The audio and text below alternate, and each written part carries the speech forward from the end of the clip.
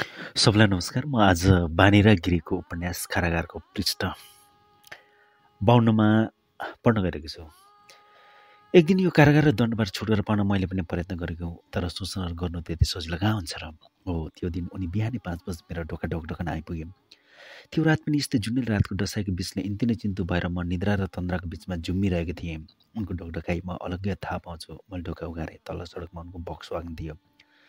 आँखा मिच्दै ओछ्यानको एकापट्टि आफू बसेर मैले उनलाई अर्को भागमा ठाउँ बनाइदिएँ। उनी बस्न मानेनन्। केटाकेटी जस्तै रमाइ उनले भने, चाँडो तयार हौ, आज बुकबुकमै ड्राइभ गर, म तिमीलाई त्रिशुलतिर घुमाउन लग्छु र राति फर्केर ककनीको डाङ बङ्गालमा हल्ट गर्ने। उनको यो हतारको कार्यक्रम अस्वीकार्य तासको घर जस्तै बताभङ्ग पारिदियो कि भन्ने विचार ममा बिजुलीको करेन्ट कालो बादलमा लहरिए जस्तै लहरियो। तर निमेषभित्रै बिलाए पनि। आज यतिका वर्षको सङ्गतमा बल्ल बल्ल उनमा यस्तो अपूर्व र किशोर उत्साह देखेँ। हामीले आजसम्म शारीरिक मानसिक दुवैथरको यातनालाई बराबर भोगेका छौँ। सुख र दुःखको लुकाचोरी खेलमा बराबर साझेदार भएका छौँ भने आज मरुभूमिमा जब जस्तो फुल फुलाउनु उनको स्वप्नमय रहेलाई कुर्ताको आँधीले किन सुत्तर पारिदिउँ। एउटा मात्र दिन भए पनि यो दिन रूपी सूर्यमुखीलाई अँगालौँ रमाउँ। यसमा म स्टोभमा कफी बसेर बाथरुम जान्छु, फर्केपछि दुवै कफी खान्छौँ र म तयार हुन थाल्छु। किशोर अवस्थाको किनार र यौवनको साथमा देख्दा म निकै नै लौ लाग्दिएर राम्ररी देखेकी थिएँ। त्यस बखतको स्मृति अहिले पनि ताजा गराउन मसित एउटा हल्का गुलाबी रङको सेवन साडी छ। जतन साथ सँगालेको पूर्ण यौवनस्थक त्यो साडी, गुलाबी ब्लाउज र सेतो सानो ब्याग निकाले। यो परिधानमा आज यतिको उमेर पुगेको म त्यति नै लोभ लाग्दै र राम्रै नदेखे पनि आकर्षक भइसक्यो क्यारे। उनका असङ्ख्य अनगिन्ती अङ्गाला र मुहाईहरूले त्यस सत्यमा तोक लगाइदिन्छ। म झर्को मार्ने जस्तो देखाउँदै साँचो लिएर ढोकातिर उन्मुख हुन्छु। आज केटाकेटी दसैँ आउँदा रमाए जस्तै रमाएका छन् उनी। आज हामी दुवै एक दिनको निम्ति सजाएको मञ्चमा अल्लाएर प्रेमिका अभिनय गर्न निस्कन लागेका पात्र बनेका छौँ। हामीले हाम्रो चाहिँदा नचाहिँदा गुरुत्वाकर्षण, बौद्धिकता, विक्षिप्तता एघानी सारा मुखण्डलाई धुजा पारेर उन्मुक्तको बतासमा उडाइदिएका छौँ। एक दिनको रमाइलोको यात्रामा निस्केका छौँ हामी। शुभ दिन हेरेर स्वेच्छाले विश्वधर्ममा दीक्षित हुन लागेकी युवतीले जस्तै हामीले त्यो दिनलाई सम्पूर्ण खुसी, रमाइलो र जिज्ञाका साथ स्वीकार गरेका छौँ। यात्रा भोकभोकै उज्यालोमा सुरु भएको छ। यो यात्रा उही सडक, उही बाटोका उही रुखहरू, बाटोका छेउछाउका घरहरू, सपनाका दृश्य जस्तै हाम्रो आँखाबाट क्रमशः उज्यालो हुँदै जान्छन्। गाडी बालाजुको उकालोतिर गुड्न थालेपछि सूर्य रातो स्मृतिले हाम्रो अविचार गर्छन्। विश्वज्ञाता सूर्यलाई सायद थाहा छ यिनीहरू मात्र एक दिनको स्वर्णिम यात्रामा निक्लेका प्रेमी युगल हुन्। आफ्नो साथ गोडे बग्गीको टापबाट मिठो हुकुम दिन्छन्, हिँड, दिनभर म तिमीहरूको साथ दिन्छु अनि म पनि अन्धकारको अनन्त गुफामा पस्छु। अहिलेको क्षण सत्य हो, भोलि म फेरि गुफाको ढुङ्गे ढोका फोडी यसरी नै समयको टाप दिँदै आउँछु। तर आज म आजै हो, भोलि म आजको पनि होइन। पक्र आज मेरा स्वर्णिम दर्शाहरू भोलि यिनै दर्शा देखिए पनि आजका चाहिँ हिजोका हुनेछन्। म उनको अनुहारमा हेर्छु, त्यही घामका स्वर्णिम किनारहरू प्रतिबिम्बित भइरहेका छन्। कुमारी सेता हिउँका हल्का टुक्राहरू फुर्र झर्छे मेरा आँखा अघि उहिले नै मरिसकेका कुमारी रहरहरू फुरफुराउँछन्। बक्सवागनका पछितिर डिब्बामा खानेकुराहरू र अन्य आवश्यकीय कुराहरू टन्न छन्। उनी हिजो दिनभरि नै आजको निम्ति व्यस्त भएका जस्ता छन्। स्टेरिङमा उनका हातहरू नाचिरहेछन्। म र पुरानो अङ्ग्रेजी गीत गुनगुनाइरहेछन् उनी। कोही सेरा। उनी आज आफ्नो उमेरभन्दा 20 वर्ष सानो भएका छन्। गाई भैँसीलाई खाएको कुरा ओकलेर पचाउँदाको जस्तै आनन्द बितेका वर्षलाई ओकलेर जीवनमा आज हामी प्राप्त गरिरहेका छौँ। यसमा एउटा अद्भुत सुख रहेछ। अनुभव गर्नेहरूको निम्ति म यस सुखको सही वर्णन गर्न असमर्थ छु। बिचबिचमा जहाँ छहरार देखिन्छन् म उनको हात पक्रेर गाडी रोक्छु। बिचबिचमा जहाँ छहरार देखिन्छन् म उनको हात पक्रेर गाडी रोक्छु र अञ्जलीमा पानी भरेर खान्छु। उनी पनि मेरो अञ्जलीबाट खान्छन् र फेरि आफ्नो यात्रामा सम्झाउनुहुन्छ। हामी बिच शब्द र वाक्यहरूको धेरै आदान प्रदान हुँदैन।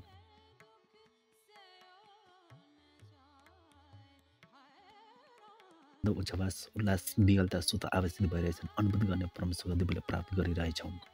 बाटोको छेउछाउमा देखिने ढुङ्गाको गाह्रो खरको छानो, रातो माटोले पतेका ससाना छाप्राहरू बिचबिचमा चोरौँलाई म सङ्केत गर्छु। उनी हेर्छन् र हामी दुवै रमाउँछौँ। मेरो सङ्केतले उनको अघि शब्दभन्दा बढ्ता अर्थ राख्छ। उनको हेराइ मेरा निम्ति बाँकीभन्दा शक्तिशाली भइदिन्छ।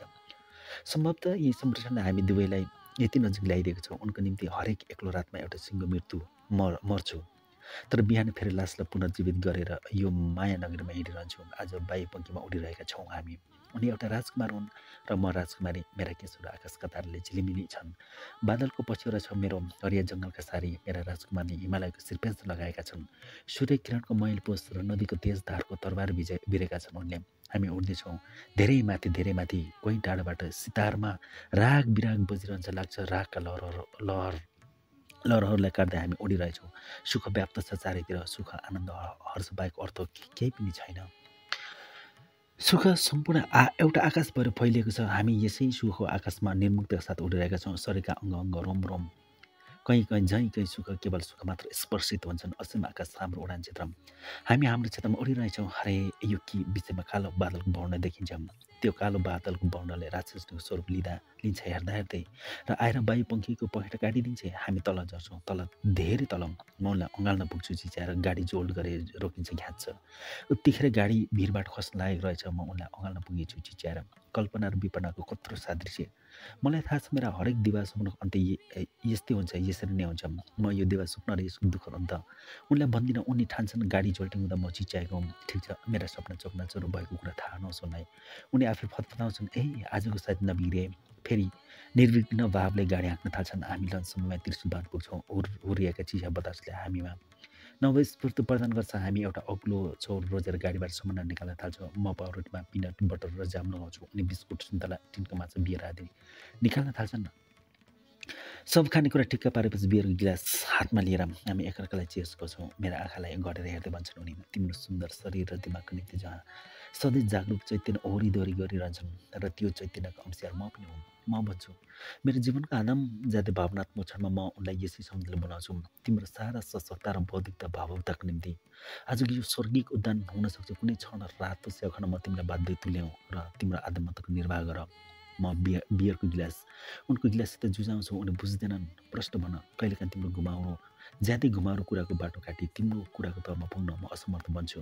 होइन, कुरा मात्रै हुन्। हरेक अर्थ खोज्न थाल्यो भने अन्जुलीमा भरेको अलिकति सुखको पानीलाई पनि निरर्थकताको असीम सागरमा पोख्ने खण्ड आउँछ।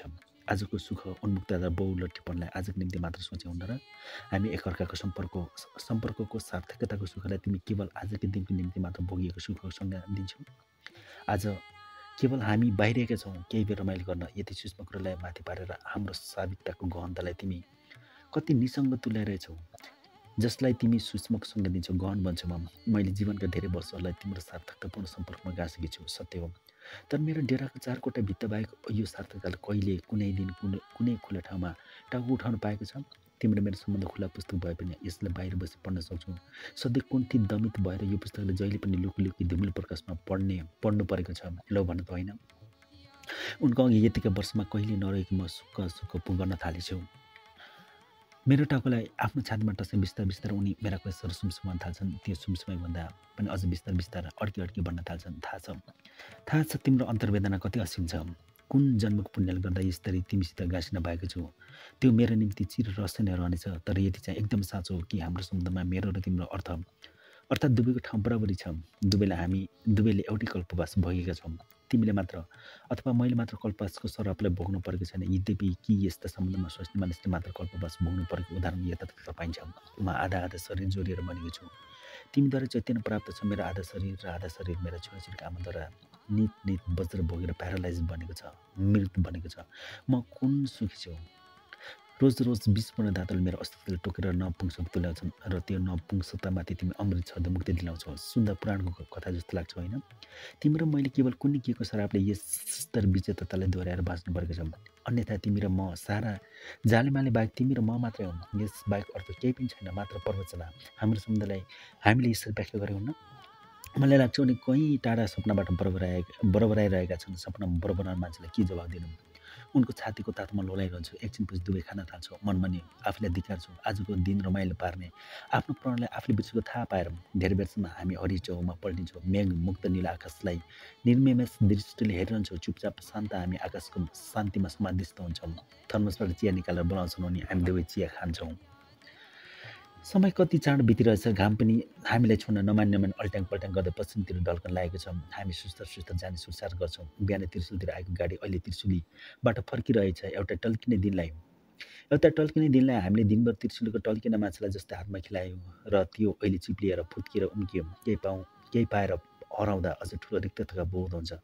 आजको दिन त्यही बोध हो हाम्रो निम्ति।